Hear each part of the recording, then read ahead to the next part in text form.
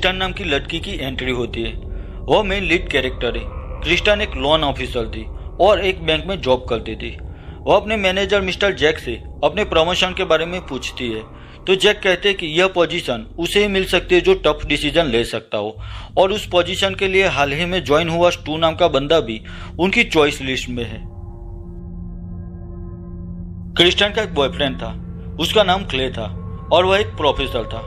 Clay को old coin collect करने का शौक था तो क्रिस्टन उसे 1929 का एक पुराना कॉइन देती है। उस कॉइन को देखकर क्ले खुश हो जाता है और उसे संभाल कर रख देता है। थोड़ी देर बाद क्रिस्टन वहां से चली जाती है। अब क्रिस्टन जब बैंक में आती है तो वहां पर स्टू उनके मैनेजर जैक से बात कर रहा था।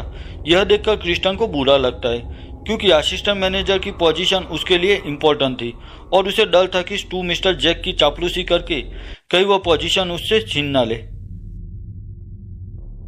उसी वक्त एक औरत वहां पर आती है जिसकी एक आंख पत्थर की थी और उसके नेल्स भी बहुत गंदे थे।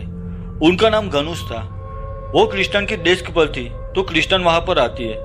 गनुस क्रिस्टन को अपनी हाउस लोन एक्सटेंड करने के लिए कहती है क्योंकि उनकी फाइनेंशियल सिचुएशन ठीक नहीं थी।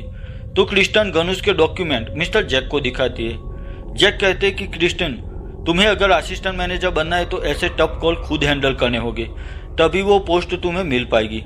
तो क्रिस्टन मिसिस गनुस के पास आकर उन्हें मना कर देती है।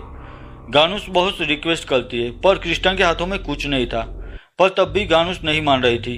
अब वह सिचुएशन ओवर ड्रामेटिक हो जाती है तो क्रिस्टन ना चाहते हुए भी सिक्योरिटी बुलाती है।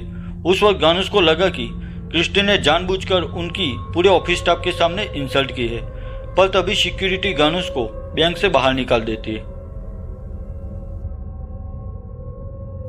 अब ऑफिस वर्क खत्म होने के बाद क्रिस्टन घर जाने के लिए जैसे ही अपनी कार